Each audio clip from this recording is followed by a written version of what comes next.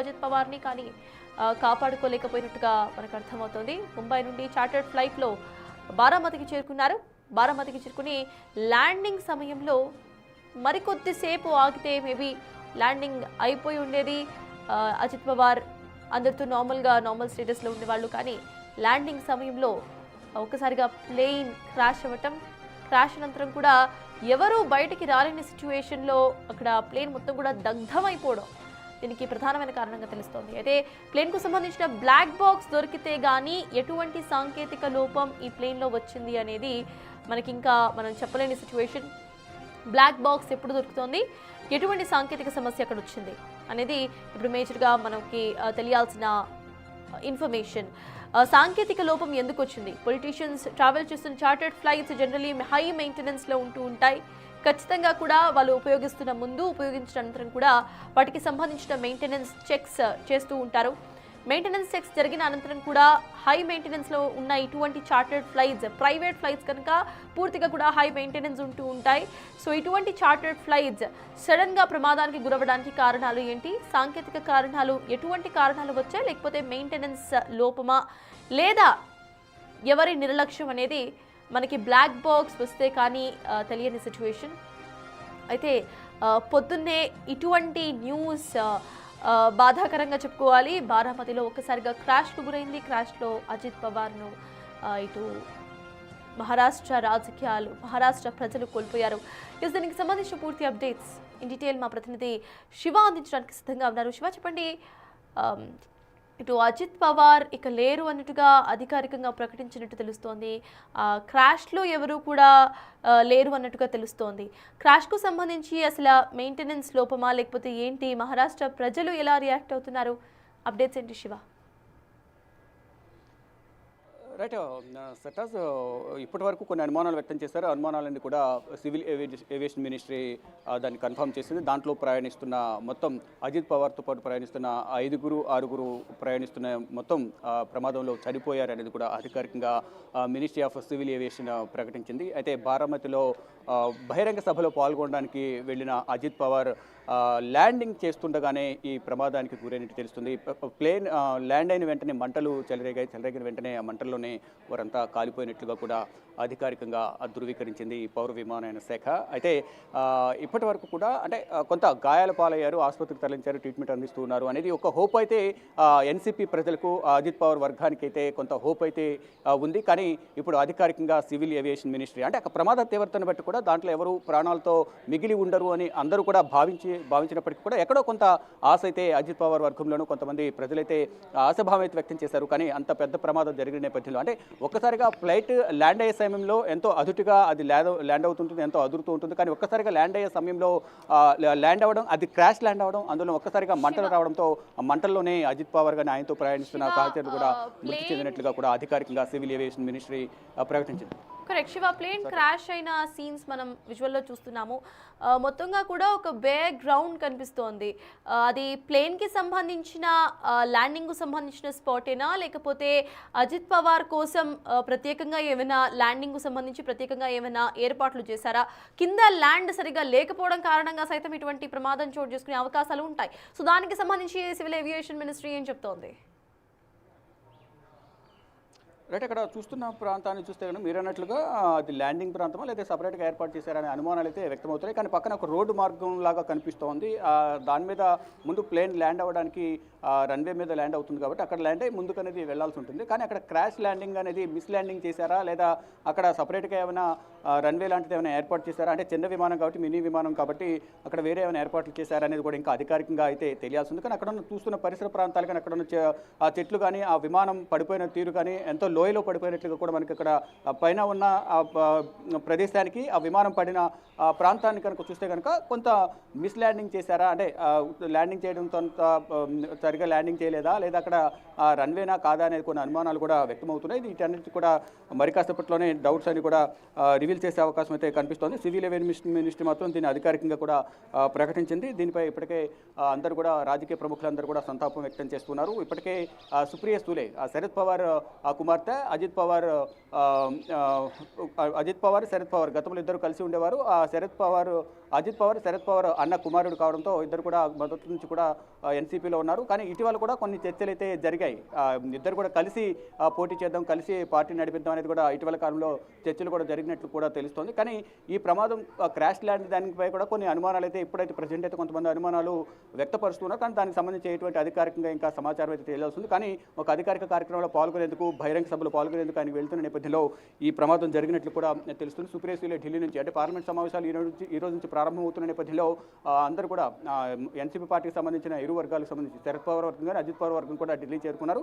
అయితే ఈ ప్రమాదం జరిగిన వెంటనే ఈ విషయం తెలుసుకున్న వెంటనే సుప్రియ సూలే, మరోవైపు అజిత్ పవార్ భార్య కూడా ఈ బారామతికి బయలుదేరారు. ఢిల్లీ నుంచి సుప్రియ సూలే, అక్కడ మహారాష్ట్ర నుంచి సునేత్ర పవార్, వీరంతా కూడా ఇటు మహారాష్ట్ర, మరోవైపు బారామతి ప్రాంతానికి డెడ్ బాడీ ఎక్కడైతే హాస్పిటల్ తరలించారో అక్కడికి వెళ్లేందుకు కూడా ఢిల్లీ నుంచి బయలుదేరినట్టు కూడా తెలుస్తోంది. మొత్తంగా చూసుకుంటే ఈ ప్రమాదం అనేది మొత్తం అందరి రాజకీయ వర్గాల్లో విషాద ఛాయలు నింపింది. ఇటు కుటుంబ సభ్యులు కూడా తీవ్ర కన్నీటి పర్యంతం అవుతున్నారు. అంటే ఇద్దరి మధ్య విభేదాలు ఉన్నప్పటికీ, శరద్ పవార్కు అజిత్ పవార్కు మధ్య విభేదాలు ఉన్నప్పటికీ కూడా కలిసికట్టుగా అధికారిక కార్యక్రమాల్లో పాల్గొనకపోయినప్పటికీ కూడా ఇటు కుటుంబ సభ్యులు నిర్వహించిన శుభకార్యాల్లో అందరూ పాల్గొనేవారు. ఇక రాజకీయాలు వేరు, కుటుంబం వేరు అనేది కూడా వారు భావించి ఇటు కుటుంబ కార్యక్రమాల్లో శుభకార్యాలు పాల్గొనేవారు. అయితే ఇటీవల కాలంలో రెండు పార్టీలు కలిపి ముందుకు తీసుకువెళ్లాలని కూడా చర్చలు కూడా జరిగినట్లు కూడా తెలుస్తుంది. గతంలో 1991 నుంచి కూడా ఆయన శరద్ పవార్ ఏర్పాటు చేసిన పార్టీ ఏదైతే ఉందో ఎన్సీపీ పార్టీలో కొనసాగుతూ ఉన్నారు. ఇప్పుడు మధ్యలో కొంత రాజకీయ పరిణామాలు కానీ, ఇద్దరి మధ్య విభేదాలు రావడం వల్ల కానీ ఆయన పార్టీని వీడి వేరే పార్టీకి వెళ్లాల్సిన పరిస్థితి అయితే కనిపిస్తోంది. మొత్తంగా చూసుకుంటే ఎక్కడికక్కడ ఈ పార్టీని బలోపేతం చేసుకుంటూ ఆయనకంటూ ఒక ప్రత్యేక గుర్తింపును ఆయన తీసుకుని వచ్చారు. ఇక ట్విట్టర్ వేదిక ఒక్కొక్కరుగా కూడా స్పందిస్తున్నారు. సివిల్ ఏవియేషన్ అయితే అధికారికంగా దీని గురించి స్పందించింది. ఇక శరద్ పవార్ అన్న కుమారుడు అజిత్ పవార్ రాజకీయాల్లోకి రావడంలో అజిత్ పవార్ కూడా కీలక పాత్ర, అదే శరద్ పవార్ కీలక పాత్ర వహించారు. ఇప్పుడు దాదాపు అన్ని మంత్రివర్గాలు కూడా, అందరి మంత్రివర్గాలు కూడా ఆయన ఉప ముఖ్యమంత్రిగా పనిచేశారు. అంటే మహారాష్ట్రకు అత్యధికంగా 6 సార్లు ఉప ముఖ్యమంత్రిగా పనిచేసిన అనుభవం అనేది ఆయనకుంది. ఇది పృథ్వీరాజ్ చౌహాన్ కానీ, దేవేంద్ర ఫడ్నవీస్, ఉద్ధవ్ ఠాక్రే, అలాగే ఏక్నాథ్ షిండే మంత్రివర్గాల్లో కూడా ఆయన పనిచేశారు.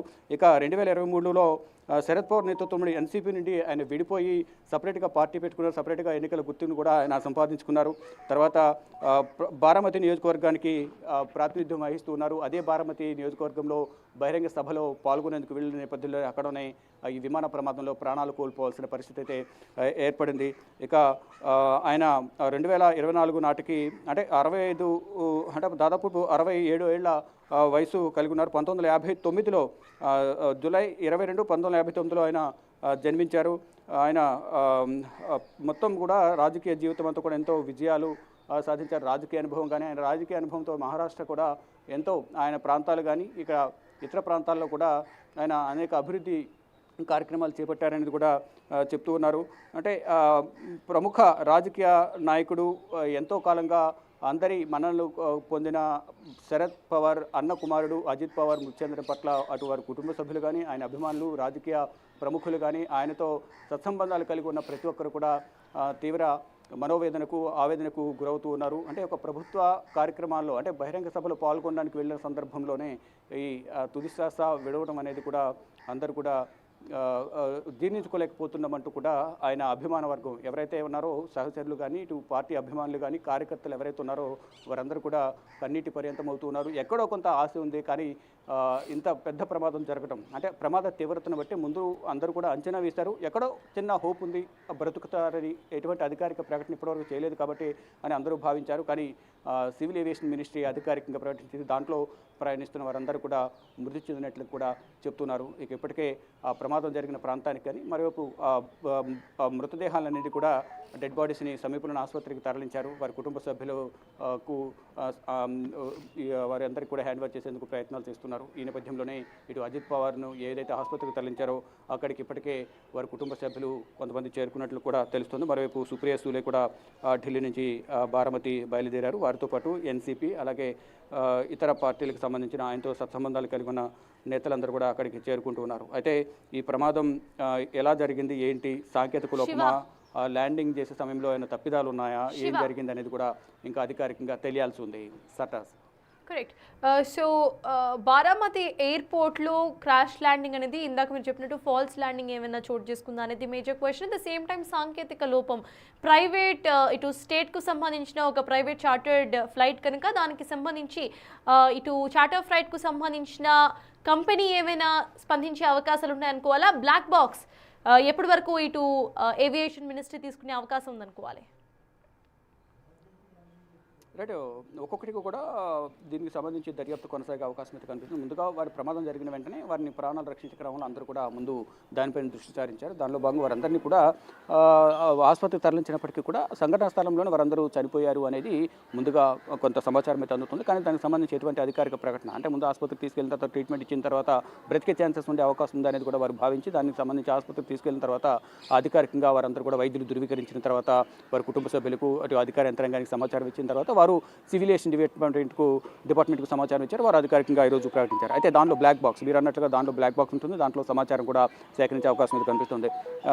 సమాచారం అయితే కనిపిస్తుంది. అంటే ముందు దాంట్లో ఎంతవరకు ఏం జరిగింది, ప్రమాదం జరిగే సమయంలో అటు అజిత్ పవార్ కానీ ఆయనతో పాటు ప్రయాణించిన వారు కానీ పైలట్ కానీ ఏమైనా మాట్లాడారా, ప్రమాదం జరిగే సందర్భంలో అటు ఏటీఎస్ ఎయిర్ ట్రాఫిక్ కంట్రోల్కు ఏమైనా సమాచారం అందించారా ప్రమాదం జరిగే సమయంలో అనేది కూడా తెలియాల్సి ఉంది. అయితే దీనికి సంబంధించి అందరూ కూడా బ్లాక్ బాక్స్ పైన అందరూ దృష్టి సారించారు. మీరు అన్నట్లుగా ఇప్పుడు బ్లాక్ బాక్స్లో ఏమైంది, ఏం మాట్లాడారు, ప్రమాదం జరిగే సమయంలో వారు ఏమన్నా మాట్లాడారా ఏటీఎస్తో కానీ ఏటీసీతో కానీ, మరోవైపు ఇతర వారు ఏమైనా మాట్లాడుకున్నారా ఏంటి అనేది కూడా దాంట్లో రికార్డ్ అయ్యే అవకాశం అయితే కనిపిస్తుంది. దాంట్లో ఉన్న సమాచారం మేరకు అధికారికంగా అసలు ప్రమాదానికి గల కారణాలు ఏంటి అనేది కూడా తెలిసే అవకాశం అయితే కనిపిస్తుంది. ప్రజెంట్ అయితే దాంట్లో శిథిలాలను ఇక్కడ తొలగిస్తున్నారు.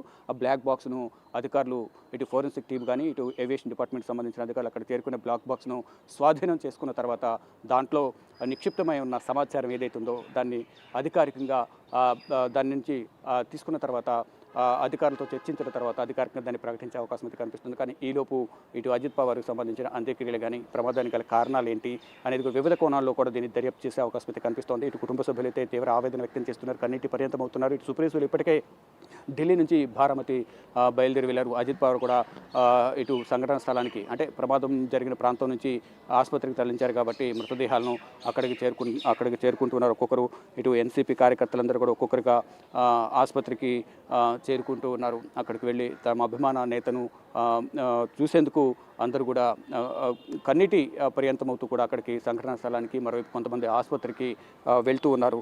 అయితే దీనికి సంబంధించి ఇప్పటికే సివిల్ ఏవియేషన్ ఒక ప్రకటన విడుదల చేసింది కాబట్టి మరోవైపు ఇటు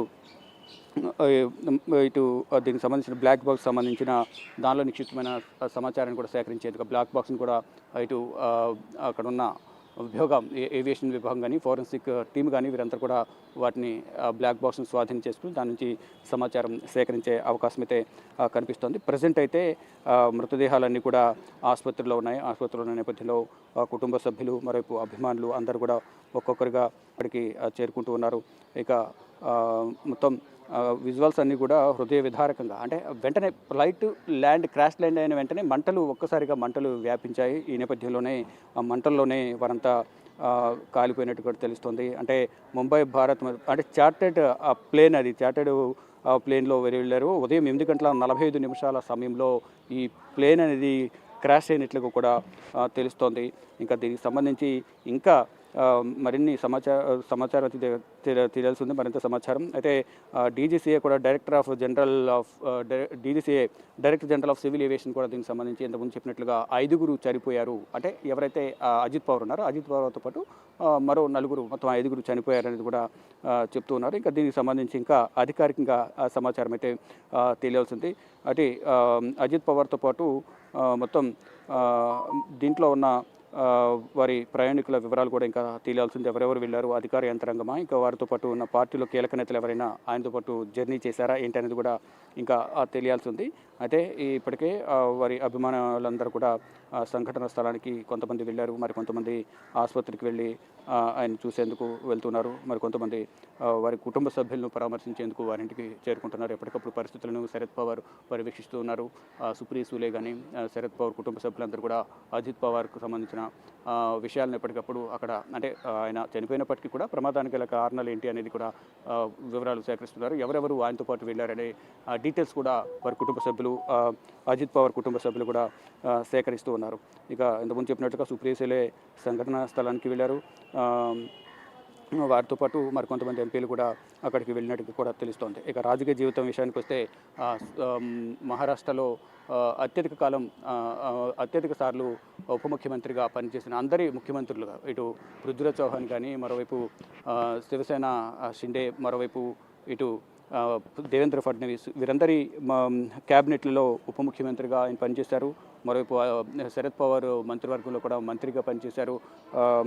రాజకీయంగా కూడా ఆయన మంచి పేరు సంపాదించుకున్నారు అనేది వారి కుటుంబ సభ్యులైతే చెప్తూ ఉన్నారు. అంటే అత్యంత ప్రభావవంతమైన నేతగా ఆయన కొనసాగుతున్నారు. అంటే అజిత్ పవార్ రాజకీయ జీవితం చరిత్ర ఒకసారి మనం చూసుకుంటే కనుక 2024 నుండి మహారాష్ట్ర ఉప ముఖ్యమంత్రి, ఎన్సీపీ అజిత్ వర్గం నాయకుడిగా కూడా ఆయన కొనసాగారు. రాజకీయ ప్రస్థానం అనేది 1991లో శరద్ పవార్ నేతృత్వంలోని ఎన్సీపీలో కీలక పాత్ర పోషించారనేది ప్రధానంగా మనకు తెలుస్తోంది. అత్యధిక సార్లు ఇంతకుముందు పృథ్వీరాజ్ చౌహాన్ గతంలో కాంగ్రెస్ హయాంలో పృథ్వీరాజ్ చౌహాన్ కేంద్ర మంత్రిగా వ్యవహరించారు. ఇటు మహారాష్ట్రకు కూడా ముఖ్యమంత్రిగా కూడా పృథ్వీరాజ్ చౌహాన్ వ్యవహరించారు. దేవేంద్ర ఫడ్నవీస్ ఇప్పుడు దేవేంద్ర ఫడ్నవీస్ మహారాష్ట్ర ముఖ్యమంత్రిగా ఉన్నారు. దేవేంద్ర ఫడ్నవీస్ గతంలో ఆయన కూడా మహారాష్ట్ర ఉప ముఖ్యమంత్రిగా కూడా పనిచేశారు. ఇక ఉద్ధవ్ ఠాక్రే, శివసేన ఉద్ధవ్ ఠాక్రే ఎవరైతే ఉన్నారో ఆయన గతంలో ముఖ్యమంత్రిగా ఉన్న సమయంలో ఈయన కూడా ఆయన మంత్రివర్గంలో పనిచేశారు. ఏక్నాథ్ షిండే శివసేన ఉద్ధవ్ ఠాక్రే వర్గం నుంచి షిండే కూడా విడిపోయి ఇటు ఎన్డీఏ కూటమిలో చేరడం, ఆయన కూడా మహారాష్ట్ర ముఖ్యమంత్రిగా పదవి బాధ్యతలు చేపట్టడం, మళ్ళీ ఇటీవల ఏర్పడిన ప్రభుత్వంలో ఎన్డీఏ కూటమిలో ఉప ముఖ్యమంత్రిగా ఆయన కూడా పదవి బాధ్యతలు చేపట్టారు. ఇటు ఇద్దరు ఇప్పుడు ప్రజెంట్ ఉన్న గవర్నమెంట్లో మహారాష్ట్ర గవర్నమెంట్లో ఇద్దరు ఉప ముఖ్యమంత్రులు ఉన్నారు. వారిలో దేవేంద్ర ఫడ్నవీస్ ముఖ్యమంత్రిగా ఉండగా శివసేన షిండే ఉప ముఖ్యమంత్రిగా, రెండవ ఉప ముఖ్యమంత్రిగా అజిత్ పవార్ను నియమించారు. అయితే కొన్ని అనుమానాలు కూడా వ్యక్తమవుతున్నాయి. అంటే అది సాంకేతిక లోపం వల్ల జరిగిందా ఏంటి అనేది కూడా ఇంకా తెలియాల్సి ఉంది. కానీ అనుమానాలన్నీ కూడా ఇది సెకండరీ. ముందు ప్రాణాలు కోల్పోయారు, ప్రమాదం ఎలా జరిగింది అనేది కూడా ముందు దానికి సంబంధించి దర్యాప్తు కొనసాగిస్తున్నారు. ఇక ఈ అనుమానాలకు సంబంధించి పలు అనుమానాలు వ్యక్తం చేస్తున్నప్పటికీ కూడా, రాజకీయ కారణాలు ఉన్నప్పటికీ కూడా అది ఎంతవరకు నిజం అనేది కూడా ఇంకా అధికారికంగా అయితే తెలియాల్సి ఉంది. కొంతమంది కొన్ని ఆరోపణలు చేస్తున్నారు. గతంలో కొన్ని వైరుధ్యాలు ఉన్నాయి ఇతర పార్టీలతో, ఇప్పుడు కలవాలని మళ్ళా చూస్తున్నారు. కాబట్టి ఈ మధ్యలో ఏమైనా జరిగిందా అనే కోణంలో కూడా కొన్ని అనుమానాలు అయితే వ్యక్తమవుతున్నాయి. కానీ వాటిని అన్నింటినీ కూడా నివృత్తి చేయాల్సిన అవసరం అయితే దర్యాప్తు సంస్థలపైన ఉంది. దానిలో భాగంగానే వారందరూ కూడా ఈ బ్లాక్ బాక్స్ ఏదైతే ఉందో ఆ బ్లాక్ బాక్స్ ద్వారా ఆ సమాచారాన్ని సేకరించే అవకాశం అయితే కనిపిస్తుంది. దాంట్లో అసలు ఏముంది, ప్రమాదానికి ముందు ఏమైనా మాట్లాడారా, దాంట్లో పైలట్ ఏమైనా ఏటీసీకి ఎయిర్ ట్రాఫిక్ కంట్రోల్కి ఏమైనా ఈ సమాచారం ఇచ్చారా, అజిత్ పవార్ ఏమైనా మాట్లాడారా, ప్రమాదం జరిగే సమయంలో ఆయనతో పాటు ఉన్నవారు ఎవరైనా మాట్లాడారా, ఇదంతా కూడా బ్లాక్ బాక్స్లో నిక్షిప్తమై ఉంటుంది. కాబట్టి ఆ బ్లాక్ బాక్స్ నుంచి తీసుకున్న సమాచారం ప్రకారం అధికారికంగా ప్రకటించే అవకాశం కనిపిస్తుంది. ఈ లోపు పలు రకాల అనుమానాలు అయితే ఊహాగానాలు వ్యక్తం చేసే అవకాశం అయితే ప్రధానంగా సర్వసాధారణంగా జరుగుతూనే ఉంటుంది. ఇప్పుడు కానీ ఈ ప్రమాదం పైన అందరూ దృష్టి సారించారు. అది ల్యాండింగ్ అయిన ప్రాంతం కూడా మీరు చెప్పినట్లుగా చూస్తే అది రన్వేనా లేదా వేరే ఏమైనా ప్రాంతమా, సపరేట్గా ఏమైనా ఏర్పాటు చేశారా, Ajit Pawar chartered flight land కావడానికి ఏమైనా సపరేట్గా రన్వే ఏమైనా ఏర్పాటు చేశారా, ఈ రకంగా కూడా కొన్ని అనుమానాలు కూడా వ్యక్తపరుస్తూ ఉన్నారు. ఒక్కొక్కరిగా కుటుంబ సభ్యులు కానీ, మరోవైపు పార్టీ కార్యకర్తలందరూ కూడా ఒక్కొక్కరికి ఇక్కడ చేరుకుంటూ ఉన్నారు. దానిలో భాగంగా ఇటు ప్రధాని నరేంద్ర మోడీ కూడా ఈ ప్రమాదానికి సంబంధించి ఆరా తీస్తున్నట్లుగా కూడా తెలుస్తోంది. మరోవైపు ఇటు కేంద్ర హోంమంత్రి కానీ, కేంద్ర మంత్రులు కూడా దీనికి సంబంధించి సమాచారం సేకరిస్తున్నారు. మరి కాసేపట్లో పార్లమెంటు బడ్జెట్ సమావేశాలు కూడా జరగనున్న నేపథ్యంలో ఈలోపు దీనికి సంబంధించి క్లియర్గా సమాచారం సేకరించే అవకాశం అయితే కనిపిస్తుంది. మరోవైపు కేంద్ర పౌర విమానయాన శాఖ మంత్రి రామ్మోహన్ నాయుడు కూడా ఎప్పటికప్పుడు ఈ ప్రమాదానికి సంబంధించిన సమాచారాన్ని సేకరిస్తున్నారు. మరోవైపు director general of civil aviation కూడా ఎప్పటికప్పుడు సమాచారాన్ని పౌర విమానయాన శాఖ మంత్రి రామ్మోహన్ నాయుడుకు సమాచారం అయితే అందిస్తూ ఉన్నారు. అయితే ఈ శరద్ పవార్ కూడా ఎప్పటికప్పుడు వివరాలను సేకరిస్తూ ఉన్నారు. ప్రమాదానికి గల కారణాలు ఏంటి అనే కోణంలో కూడా ప్రధానంగా వివరాలు సేకరిస్తున్నట్టు కూడా తెలుస్తోంది. అయితే ప్రమాదం ప్రధానంగా సాంకేతిక లోపం వల్ల జరిగిందా, ల్యాండింగ్ సమయంలో ఉన్న తప్పిదాలు జరిగాయా అనే కోణంలో కూడా తెలియాల్సి ఉంది. మరోవైపు ఇటు వాతావరణ పరిస్థితులు కూడా అనుకూలించకపోవడం కూడా కొంత ప్రమాదానికి గురి కావచ్చు అనేది కొన్ని అనుమానాలు అయితే వ్యక్తం చేస్తుంది. కానీ అది ల్యాండింగ్ సమయంలో జరిగింది అనేది కూడా ప్రత్యక్ష సాక్షులు చెప్తున్నారు. అంటే ల్యాండింగ్ సమయంలో జరిగిందా, ఇంకా వేరే ఏమైనా కారణాలు ఉన్నాయా అనే కోణంలో కూడా ఇంకా ప్రధానంగా